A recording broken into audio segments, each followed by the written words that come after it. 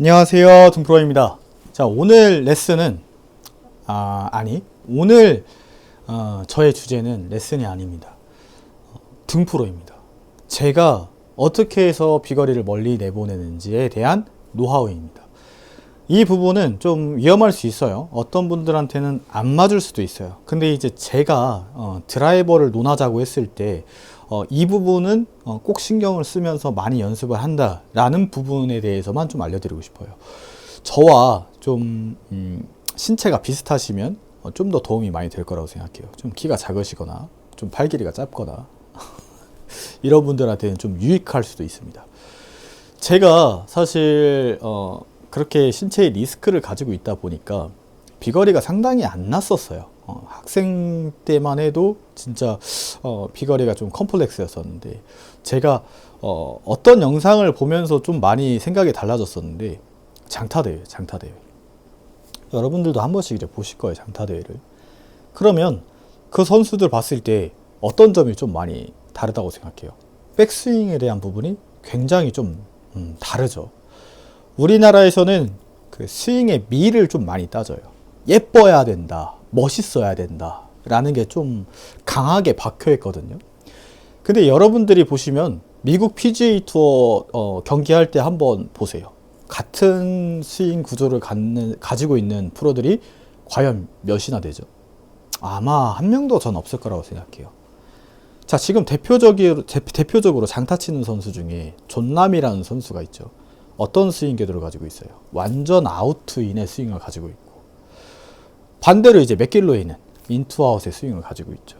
자, 이렇게 다 다르다는 거예요. 그러면은 나한테 맞는 걸 찾아야죠. 그게 이제 가장 중요한 거고, 그래서 이제 제 스윙도 중요하다는 겁니다. 제가 어떻게 했을 때의 비거리를 많이 보낼 수 있었는지의 노하우를 지금 설명해 주면, 저는 오버스윙 합니다. 첫 번째로. 왜 오버스윙을 하냐면, 저는 좀 유연한 편이에요. 좀 뻣뻣하지가 않고 유연한 편이어서 백스윙을 많이 가져야지 충분히 몸이 꼬이는 거예요. 그러니까 이런 분들은 백스윙이 넘어가도 사실 괜찮습니다. 자, 균형. 자, 골프에서 만약에 산 실력이 있다라고 하면은 첫 번째도 균형이고, 두 번째도 균형이고, 세 번째도 균형이고, 저도 동의합니다. 균형이 맞은 상태에서 백스윙이 많이 올라가지는 거는 전 좋다라고 생각해요. 근데 예를 들어서 백스윙을 했는데 몸이 이렇게 흔들리면서 오버스윙 하면 이건 좀 비추천하죠. 만약에 근데 이렇게 갔어요. 근데 다시 올 때 항상 그 자리를 잘 지켜요. 그러면 또 맞는 말이에요. 그래서 사실 골퍼들이 뭔가 정해두고 골프를 치려고 하는데 이러지 않았으면 좋겠어요. 저는 지금 제 스윙을 정말 엄밀하게 분석해서 제대로 보게 되면 약간 크로스오버도 되고요. 백스윙도 훨씬 더 커요.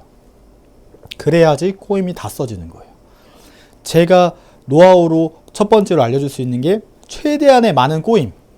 백스윙 때 진짜 엄청나게 많이 힘이 들어가져 있어야 되고, 그래야지 우리가 풀림이 많이 나와지게 되면서 스윙 스피드가 빨라지게 되는 거예요. 첫 번째입니다. 그 다음 두 번째. 저는 굉장히 뒤쪽으로 물러나려고 하는 성향이 좀 강해요.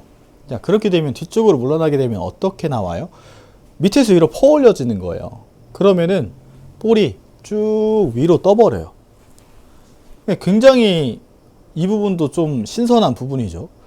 백스윙은 많이 가는데 중심은 또 왼쪽으로 옮겨라? 자, 그래서 제가 비거리를 얻은 거예요.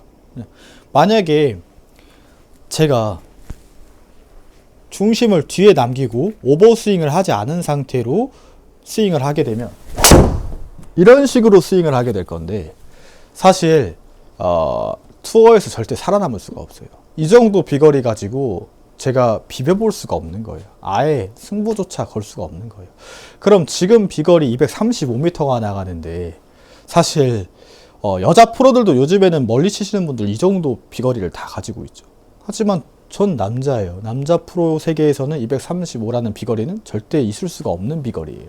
그러면 현재 제가 가지고 있는 스윙은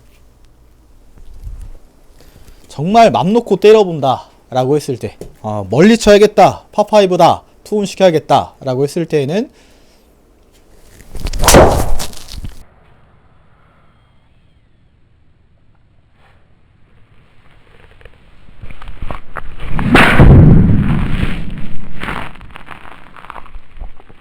굉장히 백스윙이 많이 올라가지게 되고 다운스윙 내려올 때는 또 왼쪽으로 체중을 엄청 많이 보낸다라고 생각하면서 볼을 컨택하게 돼요. 자, 그랬을 때에 이렇게 비거리에 대한 차이는 많다라고 볼 수가 있는 거죠. 제가 드라이버 쳤을 때 굉장히 몸을 많이 꼬잉을 만들고 중심 이동도 하고 다시 내려올 때는 왼쪽으로 또 중심 이동을 하면서 볼 스트라이킹을 정말 많이 누르면서 묻어준다라고 생각하면서 저는 파워를 내는 거예요. 그리고 임팩트 이후까지도 계속 힘을 실어줘요. 제가 실제 비거리를 멀리 보낼 때 어떤 현상이 나오냐면 임팩트하고 샤프트가 뒷목을 빵 때려요. 왜 빵 때리겠어요? 여기까지 힘을 아직 풀 생각이 없는 거예요. 임팩트 하고 나서도 감속되는 구간을 최대한 만들지 않으려고 해요.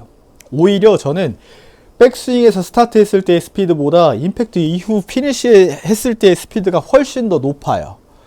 저는 멀리 쳐야 됩니다. 그렇기 때문에 조금이라도 감속을 시킬 구간이 없다라는 거예요. 점점 가속만 시킬 뿐이지. 그래서 제가 이 비거리를 가지게 됐습니다. 제 노하우입니다. 오늘은 레슨이 아니고 제가 어떻게 해서 비거리를 멀리 냈는지.